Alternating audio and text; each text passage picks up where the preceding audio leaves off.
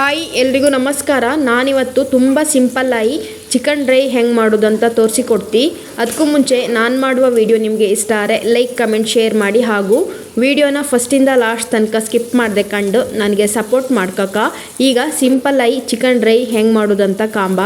ಅರ್ಧ kg skin out ಚಿಕನನ್ನು ಒಂದು 3-4 ಸಲ ಲೈಕ್ ಮಾಡಿ ತೊಳೆದು ಇಟ್ಕೊಂಡಿದ್ದಿ. ಒಂದು 5 ಚಮಚ ಅಪ್ಪಷ್ಟು ತೆಂಗಿನ ಎಣ್ಣೆನ ಹಾಕ್ತಾ ಇದ್ದಿ. ನೀವು ಮನೆಗೆ ಯೂಸ್ ಮಾಡುವ ಯಾವ ಎಣ್ಣೆ ಬೇಕಾದ್ರೂ ಹಾಕಿ. 6-7 ಎಸಳು ಬೆಳ್ಳುಳ್ಳಿನ ಸಣ್ಣಕ್ಕೆ ಕಟ್ ಮಾಡಿ ಹಾಕ್ತಾ ಇದ್ದಿ. ಇದನ್ನ ಲೈಕ್ ಮಾಡಿ ಫ್ರೈ ಮಾಡ್ಕೊಂಬ.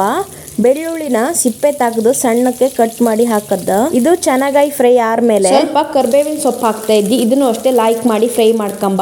ಇದು ಚೆನ್ನಾಗಿ ಫ್ರೈ ಆದ್ಮೇಲೆ ಒಂದು ದೊಡ್ಡ ಈರುಳ್ಳಿನ ಸಣ್ಣಕ್ಕೆ ಕಟ್ ಮಾಡಿ ಹಾಕ್ತಾ ಇದ್ದಿ. ಈರುಳ್ಳಿನೂ ಅಷ್ಟೇ ಗೋಲ್ಡನ್ ಬ್ರೌನ್ ಕಲರ್ ಬಪ್ಪಲ್ವರೆಗೆ ಇದನ್ನ ಲೈಕ್ ಮಾಡಿ ಫ್ರೈ ಮಾಡ್ಕಣಕ. ಆಮೇಲೆ ಒಂದು ಟೊಮೆಟೊನ ಹಾಕ್ತಾ ಇದ್ದಿ. ಇದನ್ನು ಅಷ್ಟೇ ಚೆನ್ನಾಗಿ ಮಾಡಿ ಫ್ರೈ ಮಾಡ್ಕಣಕ. ಇದು ಸಾಫ್ಟ್ ಆಪಲ್ವರೆಗೆ ಲೈಕ್ ಮಾಡಿ ಫ್ರೈ ಮಾಡ್ಕೊಂಬ.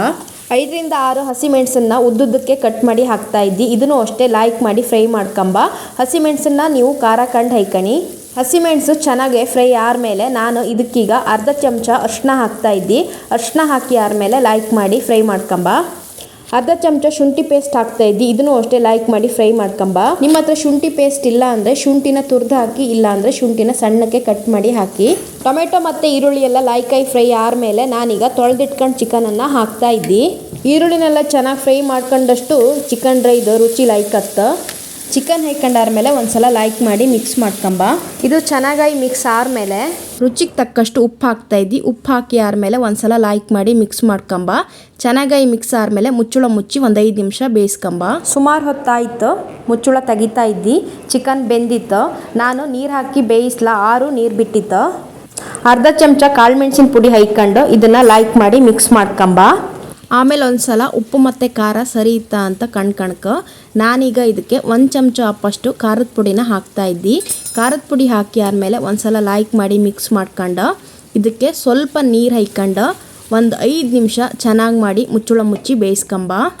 ಈಗ ಒಂದು 5 ನಿಮಿಷ ಆಯಿತು. ಮುಚ್ಚಿಟ್ಟು ಮುಚ್ಚಳ ತೆಗಿತಾ ಇದ್ದಿ. ಸೌಟಗೆ ಒಂದ್ಸಲ ಲೈಕ್ ಮಾಡಿ ತಿರ್ಸ್ಕೊಂಬ. ಆಮೇಲೆ ಕಟ್ ಮಾಡಿ ಇಟ್ಕೊಂಡು ಕೊತ್ತಂಬರಿ ಸೊಪ್ಪನ್ನು ಹಾಕ್ತಾ ಇದ್ದಿ. ಕೊತ್ತಂಬರಿ ಸೊಪ್ಪು ಹಾಕ್ಕೊಂಡು ಒಂದ್ಸಲ ಲೈಕ್ ಮಾಡಿ ಮಿಕ್ಸ್ ಮಾಡ್ಕೊಂಬ. ಈಗ ಸಿಂಪಲ್ಲಾಗಿ ಮಾಡಿದ ಚಿಕನ್ ಡ್ರೈ ರೆಡಿ ಆಯಿತು. ನಾನಿವತ್ತು ಮಾಡಿದ ಚಿಕನ್ ಡ್ರೈಗೆ ಯಾವುದೇ ಥರದ ಚಿಕನ್ ಮಸಾಲ ಮತ್ತು ಗರಂ ಮಸಾಲ ಪುಡಿನ ಯೂಸ್ ಮಾಡಲ. ಚಪಾತಿಗೆ ಚಿಕನ್ ಡ್ರೈ ಒಳ್ಳೆ ಹತ್ತು, ಇಲ್ಲ ಅಂದರೆ ತರಕಾರಿ ಸಾರು ಮಾಡ್ದಲ್ಲೂ ಸೈಡ್ ಡಿಶ್ ಆಗಿ ಚಿಕನ್ ಡ್ರೈ ಲೈಕ್ ಹತ್ತು. ಚಿಕನ್ ಡ್ರೈನ ಬೇರೆ ಬೇರೆ ವಿಧಾನದಾಗ ಮಾಡ್ರು. ನಾನಿವತ್ತು ತುಂಬ ಸಿಂಪಲ್ಲಾಗಿ ಹಾಗೂ ಕಡಿಮೆ ಸಮಯದಾಗೆ ರುಚಿಯಾದ ಚಿಕನ್ ಡ್ರೈ ಹೆಂಗೆ ಮಾಡೋದಂತ ತೋರಿಸಿಕೊಟ್ಟಿದ್ದಿ. ನಿಮಗೆ ಈ ರೆಸಿಪಿ ಇಷ್ಟ ಆಗಿದ್ರೆ ನೀವು ಮನೆಗೆ ಟ್ರೈ ಮಾಡಿ ಹಾಗೂ ಕಮೆಂಟ್ ಮಾಡೋದು ಮಾತ್ರ ಮರಿಬೇಡಿ. Thank you.